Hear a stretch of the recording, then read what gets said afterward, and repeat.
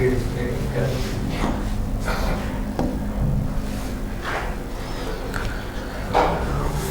भाई, हमने second grade का जो फर्स्ट लेक्चर आपको बताया था उसके अंदर हमने ये बात कही थी कि मिनिमम आपको 40% के बारे में आपको बात की थी। ठीक है, वो क्राइटेरिया आपको पता है, नई जो सिस्टम है उसमें हटा दिया गया है। अब पिछले लेक्चर में मैंने आपको बताया कि ग्रुप क्या होता है और ग्रुप की परिभाषा के बारे में बताया। देखिए, आप किसी भी प्लेटफॉर्म पर पढ़ रहे हो उससे कोई इश्यू नहीं करता। क्यों? क्योंकि आप याद रखें कि जो चैनल है वो आपको मदद करेगा किस बारे में, कि आपको बिल्कुल जीरो लेवल पर समझने के लिए चीज़ों को, जिससे आपको काफ़ी बेनिफिट मिलेगा और तैयारी में काफ़ी अच्छा अनुभव होगा। देखिए, आप लोग यहाँ पर ध्यान दीजिए, हम बात कर रहे थे सेकंड ग्रेड के अंदर ग्रुप की, और ग्रुप में मैंने आपको बताया था कि ग्रुप क्या होता है। ठीक है भाई, सिंपल सी बात की थी। देखिए, मैंने 3 चीजें आपको बताई। सबसे पहले तो ग्रुप के बारे में बात की थी मैंने आपसे कि ग्रुप क्या होता है। ठीक है, उसके बाद इसी के अंदर मैंने आपसे सेमी ग्रुप के बारे में बात की, ग्रुपोइड के बारे में बात की, एंड फिर मोनोइड के बारे में आपको बताया, एंड आबेलियन ग्रुप भी बताया कि आबेलियन ग्रुप क्या होता है। ठीक है, आप लोग ध्यान देंगे यहाँ पर और समझेंगे। अपना एग्जाम्पल लेते हैं आज और समझते हैं कि किस तरह से ग्रुप को अपन डिफाइन करेंगे। लगभग अपन ध्यान रखें 8 से 10 एग्जाम्पल आज सोल्व करेंगे, जिससे आप लोगों को पूरी तरीके से ग्रुप के बारे में क्लियर हो जाए बातें। ठीक है भाई, यहां पर ध्यान दीजिए सभी बच्चे। सबसे पहला एग्जाम्पल हमने लिया n+। चेक कर रहे हैं हम सबसे पहले पहला एग्जाम्पल को n+। यहां पर ध्यान देंगे आप सभी बच्चे, प्लीज बोर्ड पर ध्यान दीजिए, पूरा फोकस बोर्ड पर रखिए, आपको बिल्कुल क्लियर हो जाएगा किस तरह से हम ग्रुप को डेफिनेशन को यहां पर क्लियर करेंगे। देखिए बच्चों, n+ की बात करूं मैं, सबसे पहली बात होनी चाहिए किसी भी ग्रुप को सिद्ध करने से पहले सबसे पहले हम क्या प्रूफ करते हैं आपको पता होगा, क्लोजर प्रॉपर्टी। क्लोजर प्रॉपर्टी का मतलब क्या होता है कि संक्रिया इसके अंदर क्या होनी चाहिए, क्लोजर होनी चाहिए, अर्थात जिसे हम समवृत्ता से डिनोट करेंगे वो क्या होता है, फॉर ऑल 1 और 2 दो एलिमेंट ले लिए मैंने n के। आप देखिए 1 + 2 किया जाए तो वो भी कितना आएगा 3। तो आप देख सकते हो वो भी किसके अंदर है, n के अंदर है कि नहीं, बताइए। क्लियर है बिल्कुल। मतलब कोई भी संक्रिया क्लोज्ड तभी होगी जब उस सेट के अंदर से 2 एलिमेंट लिए जाए, उन दोनों एलिमेंटों पर ऑपरेशन लगाया जाए, वो हर हाल में बिलोंग्स टू किस में होना चाहिए, उस सेट के अंदर ही विद्यमान होना चाहिए। तो वो क्या बन जाता है आपका, क्लोजर बन जाता है। तो बताइए n+ क्या है, समवृत्त है कि नहीं है? क्लियर है ना। आप लोग यहां पर हम बात करते हैं सेकंड वाली कंडीशन की, बिल्कुल रिलैक्स से आपको ध्यान देना है। अब ये तो आप भी जानते हो कि बीएससी की तरह आपको एक एक चीज को अपन धीरे धीरे नहीं चल सकते, थोड़ा सा स्पीड बढ़ानी पड़ेगी अपन को। देखिए दूसरी प्रॉपर्टी हम बात करें, यहां पर सेकंड प्रॉपर्टी की बात करते हैं और वो बोलते हैं हम साचरिता, एसोसिएटिव। साचरिता के लिए आपको पता है कितने एलिमेंट चाहिए अपन को, फॉर ऑल 3 एलिमेंट चाहिए, 1, 2 and 3 belongs to natural number. आप लोगों ने देखा होगा 1 + 2 + 3 बोलो या 1 + 2 बोलो एंड +3 बोलो, कोई इफेक्ट नहीं पड़ रहा, आप देख लीजिए। क्लियर है बिल्कुल। 2 और 3 कितने हुए, 5, 5 और 1 6, 1 और 2 कितने, 3, 3 और 3 6। इसका मतलब क्या हुआ, एसोसिएटिव की प्रॉपर्टी लागू होती है। तो इसके अंदर क्या है, ये साचर्य भी है। एक बात बताना आप लोग, यहां पर तत्समक की बात करता हूं ना मैंने आपको एक बात बताई, यहां ध्यान देंगे, जिन बच्चों ने नहीं लिखा है वो लिख ले। नोट नंबर फर्स्ट क्या कहता है, हमेशा याद रखें तत्समक कैसा व्यवहार करता है और प्रतिलोम कैसा व्यवहार करता है, ये अपने व्यवहार खुद शो करता है। कैसे, देखिए कि तत्समक ये कहता है, तत्समक अवयव कि किसी भी अवयव से संक्रिया करवाने पर हमें वही अवयव पुनः प्राप्त होता है। हमेशा याद रखें, जब भी किसी आइडेंटिटी एलिमेंट की किसी अवयव से हम संक्रिया करवाते हैं तो हमें वही अवयव मिलेगा। जैसे आप बताइए 2 में क्या जोड़ा जाए कि वापस 2 आ जाए, 0। इसका मतलब क्या हुआ, योग के लिए हमको क्या करना पड़ेगा, 0, अर्थात क्या आ जाएगा, जब E2 आएगा। तो योज्य संक्रिया के लिए तत्समक क्या होता है, 0। अब एक बात बताना, नेचुरल नंबर में हम बात करें यहां पर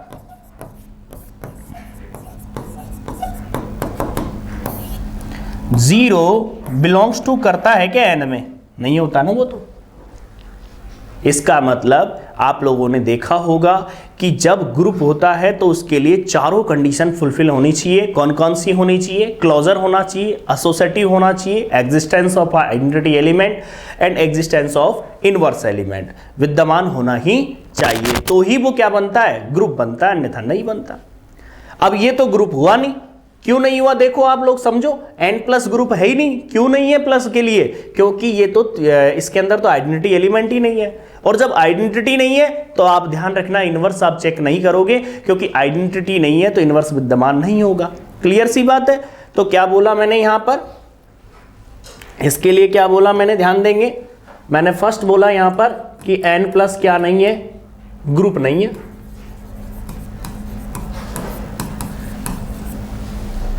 क्लियर है। एक बात बताइए, जब ग्रुप नहीं है, n+ ग्रुप नहीं है, तो फिर क्या है, ये भी बात पता होनी चाहिए। आप लोगों ने देखा नहीं होगा कि ऐसे ऐसे एग्जाम्पल आते हैं, बीएससी ग्रेजुएशन लेवल की बात करूं मैं तो लगभग ये मानो आप कि 90% ग्रेजुएशन के जो सिलेबस के अंदर से जो क्वेश्चन पुटअप होते हैं वो आप 0 लेवल पर होते हैं, मतलब उनका लेवल ज्यादा नहीं होता, क्योंकि सेकंड ग्रेड की बात कर रहा हूं मैं। ध्यान रखना, जैसे जैसे एग्जामों का स्तर बढ़ता है वैसे वैसे उस क्वेश्चन का लेवल भी बढ़ता है। अब ये नहीं होता कि कई बार ग्रुप का टॉपिक ऐसा आ जाए कि थोड़ा इतना जटिल आ रहा है कि वो नेट लेवल पर जा रहा है, ठीक है। तो ऐसा नहीं है कि हमेशा ही ऐसा हो, लेकिन अपन को पढ़ना है तो वो 0 से पढ़ना पड़ेगा, ठीक है भाई। तो पहले यहां पर ध्यान देंगे, ग्रुप नहीं है तो फिर क्या है, याद आया आपको, ये क्या है, सेमी ग्रुप। ग्रुपोइड तो कैसे होगा, आप याद करो, ग्रुपोइड के लिए तो क्या चाहिए, ग्रुपोइड के लिए तो क्लोजर चाहिए, एसोसिएटिव चाहिए, हाँ केवल क्लोजर ही चाहिए। आपको मैंने बता चुका पहले कि ग्रुपोइड के लिए आपको क्या चाहिए, केवल क्लोजर। तो ग्रुपोइड तो अपने आप ही है फिर, तो ये क्या है, सेमी ग्रुप है और साथ में क्या है, ग्रुपोइड है, ठीक है भाई। बात समझ में आ गई होगी आप लोगों को, ठीक है। तो अगला एग्जांपल लेता हूं मैं आप लोगों को, आज पूरी तरीके से एनालिसिस करनी है आप लोगों को, ध्यान देंगे। n. अब आपको इसको समझना है, बताइए, संवृत और साचर्य, क्लोजर और एसोसिएटिव तो डायरेक्टली आप चेक कर सकते हो, कोई दिक्कत नहीं है। हम बात करें सीधा सीधा आइडेंटिटी एलिमेंट की, जिसे हम तत्समक अवयव के नाम से जानेंगे। एक बात बताइए, n. के अंदर तत्समक अवयव, डॉट के लिए तत्समक क्या होता है, आपको पता होता है, 1 होता है ना। देखो यदि आपको नहीं पता होता तो मान लिया करो, डायरेक्टली आपसे पूछ लिया जाता है कि बताओ इसका तत्समक क्या होगा, आपको सेट दे दिया, अलजेब्रिक स्ट्रक्चर दे दी और आपको निकालना हो तत्समक क्या होगा, तो आप क्या करो, उसका तत्समक उस संक्रिया के लिए मान लो, सीधा ऑप्शन में पूछ सकते हैं वो। तो क्या बोला गया, माना x n में किसके लिए, गुणन संक्रिया के लिए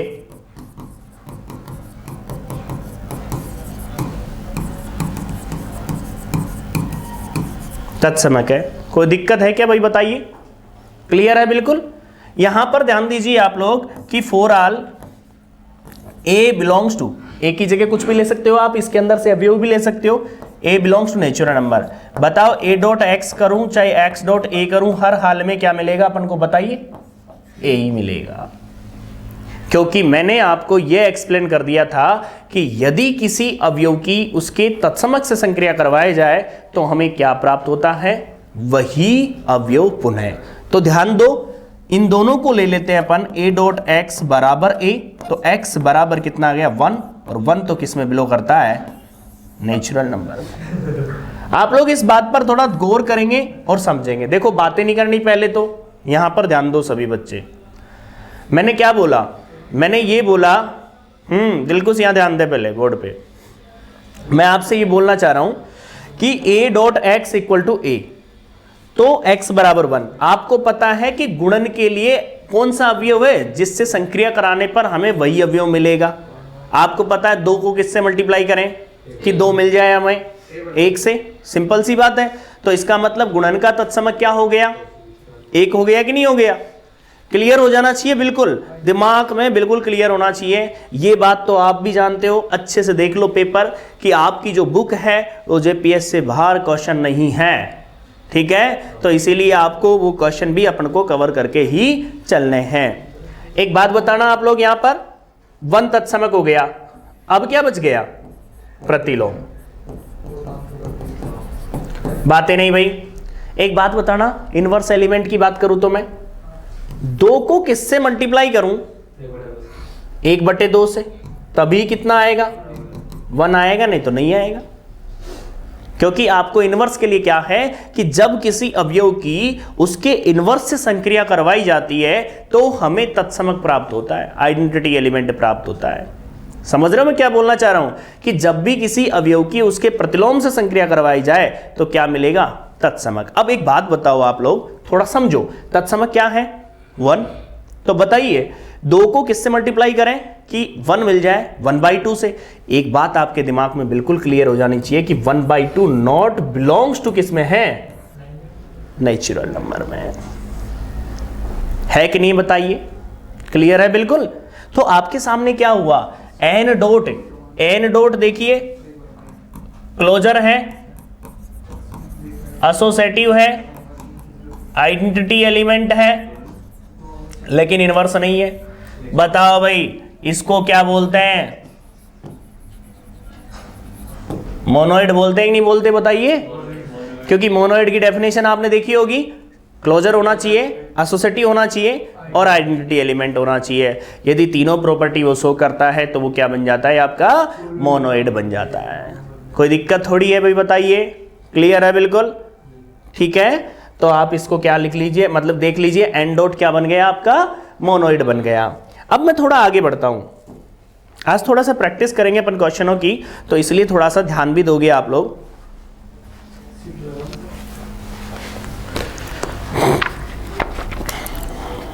देखिए, यदि किसी क्वेश्चन के अंदर पहले से ऑपरेशन दे दिया जाए, जैसे आपको किसी क्वेश्चन में पहले से बता दिया जाए कि ये संक्रिया निम्न प्रकार से परिभाषित है और आपसे कहा जाए कि बताइए ग्रुप होगा कि नहीं होगा, तो इस प्रकार के क्वेश्चनों को जब सोल्व करो तो आपका दिमाग कम लगाया करो। जो क्वेश्चन में संक्रिया दे दी उसे यूज करना ही करना पड़ेगा, आपको ध्यान रखना इस बात को। जैसे एक क्वेश्चन ले लिया मैंने,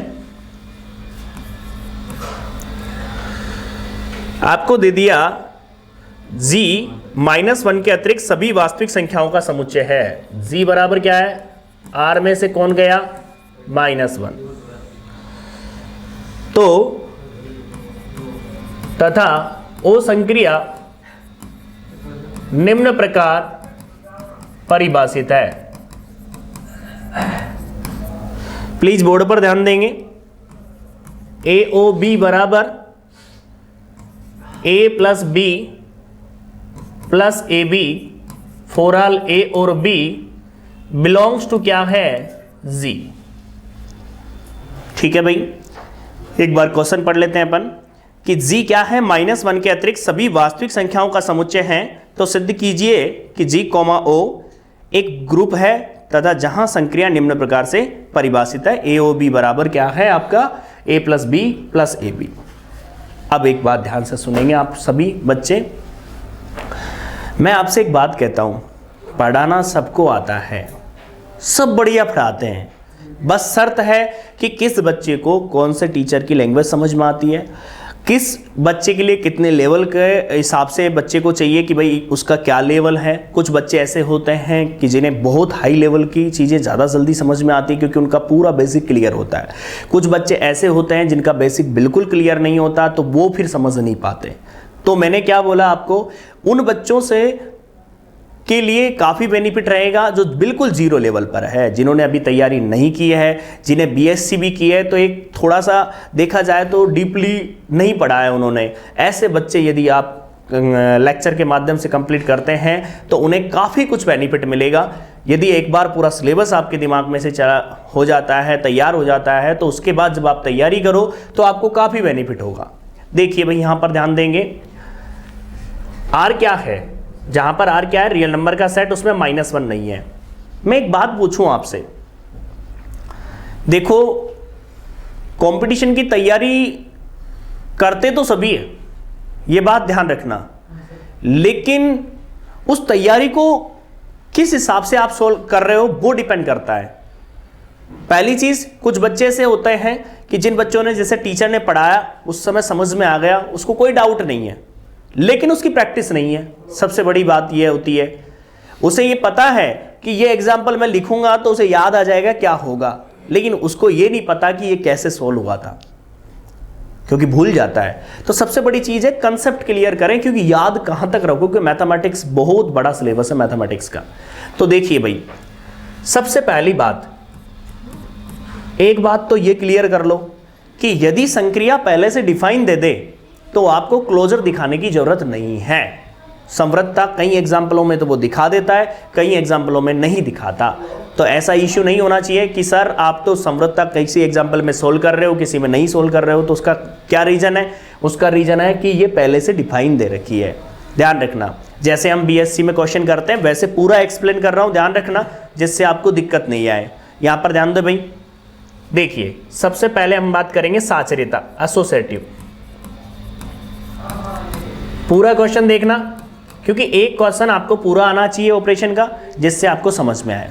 देखिए भाई, यहां पर ध्यान दो, A B and C belongs to G. 3 अवयव ले लिए मैंने इस सेट के, कोई दिक्कत है? एक बात बताना भाई, ए संक्रिया लिखेंगे जो है अपनी ओ,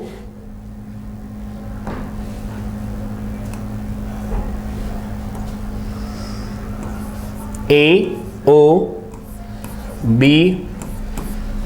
देखिए ओपन कैसे होगा, सब बच्चों का ध्यान बोर्ड पे होना चाहिए, प्लीज बोर्ड पर ध्यान दीजिए। A B plus C plus B C, देखिए समझिए, मैं नहीं कह रहा इस बात को, आप लोग विशेष रूप से ध्यान दें कि 2 एलिमेंटों के बीच में जो ऑपरेशन है वो इस तरह से खुलता है। ठीक है, इस पूरे को एक एलिमेंट मानिए। अब इस पूरे को क्या मानोगे? एक एलिमेंट मानोगे। देखिए इसे कैसे ओपन करेंगे, A plus B plus C plus B C, देख सकते हो, A plus B plus A B क्या है, B plus C plus B C. समझ रहे होंगे आप लोग? पहले तो ये बताइए कि ये ऑपरेशन जो सोल्व कर रहा हूं वो दिमाग में बैठ रही है कि नहीं बैठ रही बात। अब आप सुनिए ध्यान से,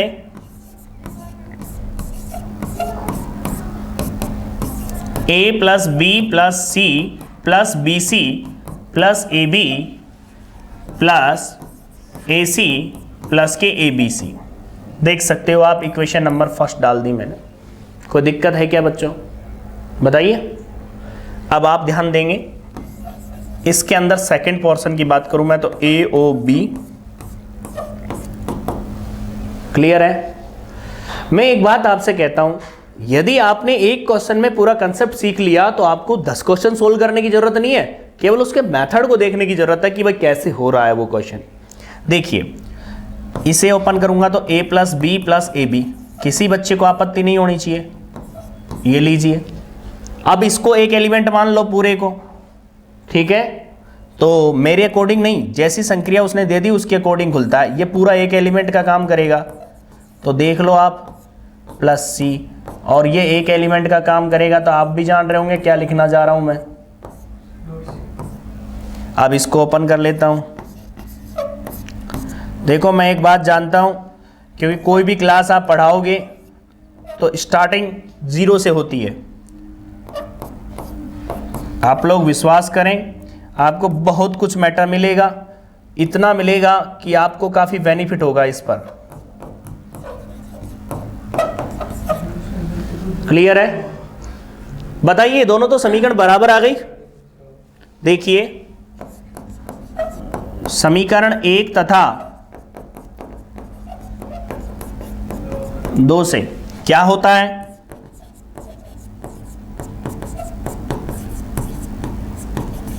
स्पष्ट होता है। क्या स्पष्ट होता है? कि जो संक्रिया है वो क्या है भाई? संक्रिया जी में क्या है भाई, सहचार्य। कोई दिक्कत है क्या किसी बच्चे को, ये बता दो पहले तो। तो एसोसिएटिव में कोई प्रॉब्लम देख रहे हो आप लोग।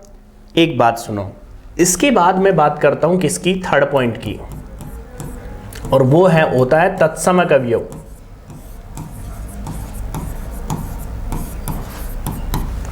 तत्समक अवयव का अस्तित्व।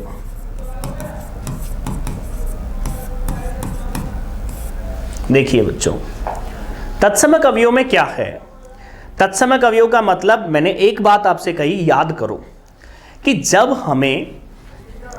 हमें नहीं पता कि तत्समक क्या होता है तो हम उसे क्या कर लेते हैं, मान लेते हैं।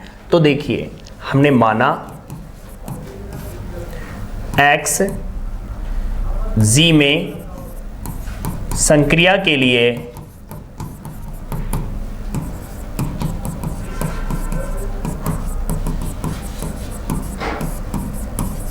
मान लिया मैंने कि उसके अंदर क्या है, आपका तत्समक अवयव है। एक बात बताइए आप लोग यहां पर कि मैंने बोला कि फॉर ऑल कोई अवयव ले लिया, a बिलोंग्स टू g, तो a o x करो चाहे x o, हर हाल में क्या मिलेगा, a क्या है बताओ, a क्या है, एलिमेंट, x क्या है, तत्समक। मैंने आपको एक बात बोली कि तत्समक ये कहता है कि मैं एलिमेंट के साथ ऑपरेट होता हूं तो एलिमेंट ही मिलेगा। क्लियर है बिल्कुल। देखिए बच्चों, इन दोनों को देखिए, AOX इक्वल टू A। इसके लिए हम बात करें तो कैसे ओपन होगा, A plus X plus AX equal to A। आप बताइए, A से A इधर जाएगा तो क्या X कॉमन आ गया, 1 प्लस A इक्वल टू 0, तो X बराबर 0 अपॉन 1 प्लस A। ये कहना चाहता है A का मान -1 नहीं होगा। बोलिए, दिख रहा है आपको, क्योंकि -1 होते ही तो x की वैल्यू नहीं है। आ रही है कि बताओ, नहीं आ रही ना। लेकिन a का मान -1 नहीं है तो x का मान 0 आ रहा है। कुछ भी रख लो आप। बोलिए भाई, a का मान जैसे 2 रख दिया तो 1 प्लस 2 कितना हो गया, 3। 0 में 3 का डिवाइड करेंगे तो क्या आएगा, 0। तो बताइए x की वैल्यू क्या है, 0। लेकिन यदि a का मान 1 आ जाता है, -1, तो ये 0/0 हो जाता है। समझ रहे हो मेरी बात को, मैं क्या कहना चाहता हूं। 0 भी डिजिट कब है, जब रैशनल नंबर के रूप में है, वो परिमेय संख्या के रूप में है, 0/1 है, तभी तो 1 होना चाहिए ना यहां पर। तो वो कब होगा, अरे कोई भी फाइनाइट राशि होगी तो वो कब होगी आपकी, आप समझ गए होंगे कि a का मान क्या नहीं होना चाहिए, -1 नहीं होना चाहिए। तो वो तो खुद नहीं मना कर दिया हमसे कि जो R जो सेट है ना अपना, उसमें -1 नहीं है, इसीलिए तो मना किया था उसने पहले से ही। तो बताइए आप लोग, यहां पर ये -1 नहीं है, इसका मतलब तो ये x जो है बिलोंग्स टू किसके अंदर है, जी में है कि नहीं है, बताओ भाई। क्लियर है ना तत्समक, किसी को डाउट थोड़ी है तत्समक में, ठीक है। देखो मैंने एक बात बोली आपको, तत्समक किसी भी सेट का निकालो, हो सकता है क्वेश्चन डायरेक्टली आपको ऑपरेशन दे करके पूछ लें कि तत्समक ज्ञात करो, कोई जरूरी नहीं है कि भाई नहीं पूछे वो। यदि वो पूछता है कि तत्समक ज्ञात कीजिए तो आप उसको क्या मान लोगे, x मान लोगे और सोल्व कर लोगे, सिंपल सी बात है। और यदि मान लो वो ये कहता है कि प्रतिलोम ज्ञात कीजिए तो प्रतिलोम को भी मान लीजिए और अपने आप आ जाएगा जो भी होगा वो, ठीक है। तो हम इसका प्रतिलोम और ज्ञात कर लेते हैं।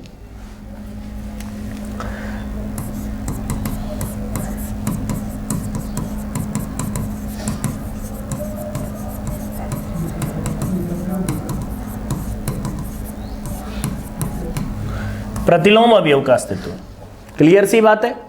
बताइए भाई, ध्यान से सुनिए, प्रतिलोम अवयव के अस्तित्व के लिए क्या है, हमें नहीं पता, हमने मान लिया, माना y, कोई अवयव लेना पड़ेगा हमको, ध्यान रखें पहले तो। माना a बिलोंग्स टू g का प्रतिलोम y है। संक्रिया ले ली कौन सी, वही जो है वो क्या मिलना चाहिए, तत्समक 0 तो आया आपका तत्समक, देखा जाए तो। आप बताइए, मैंने अभी अभी बोला था ए का ये क्या काम कर रहा है, y बराबर क्या है, ये ए इनवर्स। मान रहा हूं ना मैं इसका प्रतिलोम, मान रहा हूं नहीं मान रहा हूं। आपको मैंने बात बताई थी कि जब किसी अवयव की, ये विशेष रूप से ध्यान रखें, जब किसी अवयव की प्रतिलोम से संक्रिया करवाई जाती है तो हमें वही अवयव क्या प्राप्त होता है, पुनः प्राप्त होता है। तो एक बात बताइए आप लोग, थोड़ा समझ के बताइए, बड़ा इंटरेस्टिंग टॉपिक है यदि आप लोग सोचें और समझें तो, क्योंकि मैं मानता हूं काफी इंटेलिजेंट हो आप। देखिए सब बच्चे देखिए, ए का वाई से ऑपरेशन किया गया तो क्या मिलेगा आपको, ए ओ वाई बराबर क्या मिलेगा आपको, 0। तो एक बात बताओ, ये खुलेगा कैसे, ए प्लस वाई प्लस ए वाई, मेरे अकॉर्डिंग थोड़ी चलेगा ये तो जैसा ऑपरेशन दे रखा वैसा ही खुलेगा। एक बात बताइए आप लोग, यहां पर ए, इससे y कॉमन ले लिया तो 1 प्लस ए हो गया इक्वल टू 0 हो गया, तो y बराबर माइनस ए अपॉन क्या हो गया, 1 plus A, and A not equal to -1। -1 नहीं होना चाहिए, क्यों नहीं होना चाहिए बताओ -1, क्योंकि -1 यदि हो जाता है तो 0 आ जाता है। अरे 0 तो तत्समक मान लिया ना आपने, इसका मतलब क्या हुआ, इसका मतलब ये हुआ कि a नॉट इक्वल टू -1 तो मना ही कर रहा है, कोई दिक्कत नहीं है। इसका मतलब क्या बोलूंगा मैं, आता है प्रत्येक अवयव का प्रतिलोम G में विद्यमान है। बात समझ में आ रही होगी आप लोगों को कि प्रत्येक अवयव का प्रतिलोम G के अंदर क्या है, विद्यमान है। तो क्या हुआ, आपने देखा होगा इस क्वेश्चन के अंदर, देखिए क्लोजर हो गया, एसोसिएटिव हो गया, आइडेंटिटी एलिमेंट हो गया, साथ में हम बात करें इनवर्स एलिमेंट हो गया। तो वो क्या बन गया, आपका ग्रुप तो बन गया ना। अब आपसे कह दिया जाए, मान लो कम्यूटेटिव ग्रुप है कि नहीं है, आबेली ग्रुप है कि नहीं है, आबेली को ही हम कम्यूटेटिव कहते हैं, आपको पता है क्रम विनिमय। तो देखिए यहां पर पांचवी कंडीशन और जोड़ देता हूं मैं, क्रम विनिमय नियम।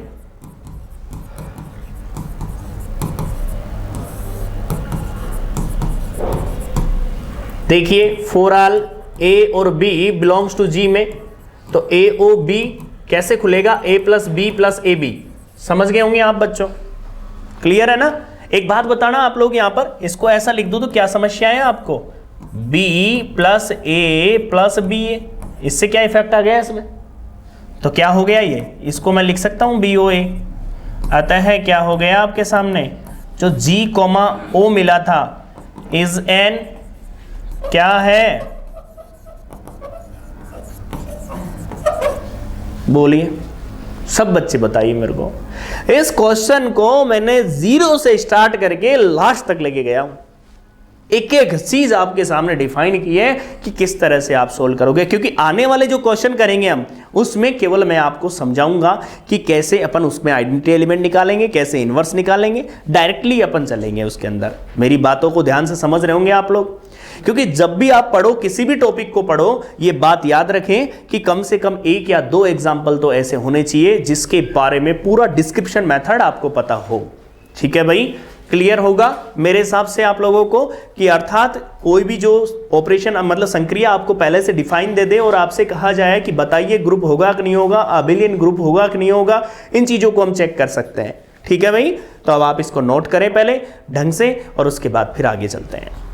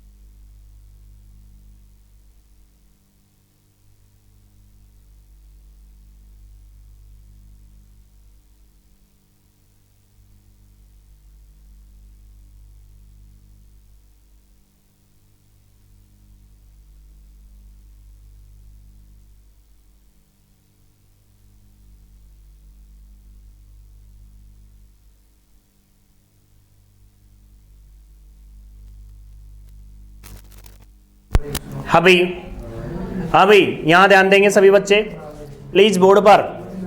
मैंने क्या बोला, बोर्ड पर ध्यान दीजिए। आप लोगों से जो बोला है वो काम किया करो तुम लोग, तुम्हारी बातें कम और ध्यान ज्यादा दिया करो। चले देखिए, अब मैं कुछ क्वेश्चनों के बारे में बात कर रहा हूं आपसे, ठीक है। देखिए भाई,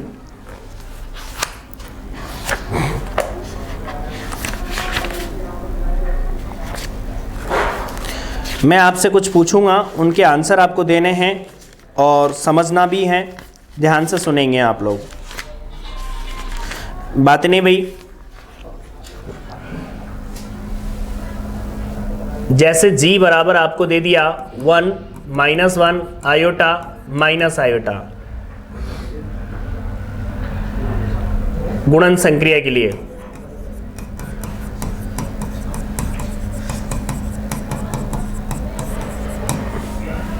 क्वेश्चन नंबर पहला। क्वेश्चन नंबर दूसरा, आपको दे दिया गया g बराबर 1 ओमेगा स्क्वायर एंड ध्यान देंगे वह ओमेगा क्यूब इक्वल टू 1 और गुणन संक्रिया के लिए। प्लीज बोर्ड पर ध्यान देंगे, मैं बार बार आपसे कहता हूं, दिक्कत आएगी नहीं तो बाद में जाके। क्वेश्चन नंबर थर्ड, z बराबर आपको दे दिया z belongs to c mod of z equal to 1 और गुणन संक्रिया के लिए।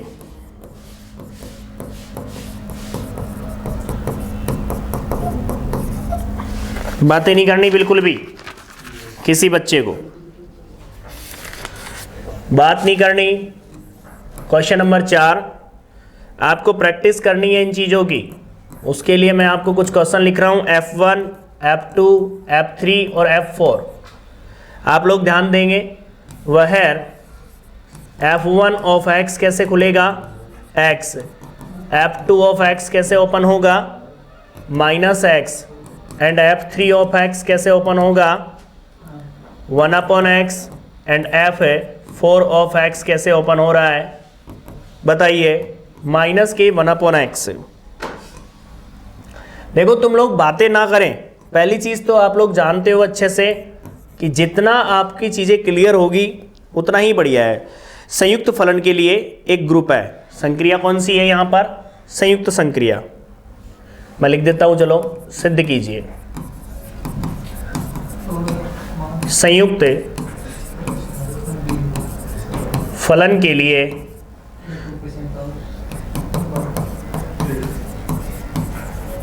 ग्रुप है। बात समझ में आ रही होगी आप लोगों को मैं क्या बोलना चाह रहा हूं। इस क्वेश्चन के बाद हम बात करते हैं मैट्रिक्स का क्वेश्चन। तो एक मैट्रिक्स का क्वेश्चन हम बात कर लेते हैं जिसके बारे में आप लोगों को सोचना है, समझना है। एक क्वेश्चन और है, क्वेश्चन नंबर 5। देखिए जी आपको दे दिया समुच्चय A B C D।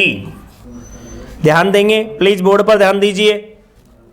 वह A बराबर कितना है 1 0 0 1, B बराबर कितना है, क्योंकि आप लोग काफ़ी दिन से तैयारी कर रहे हैं कई लोग, तो आप लोगों को जितनी प्रैक्टिस होगी वो काम करेगी। C -1 0 0 -1 and D 0 -1 1 0। और इसके लिए मैं बात करूं संक्रिया कौन सी है, आव्यूह गुणन। कौन सी संक्रिया, गुणन संक्रिया।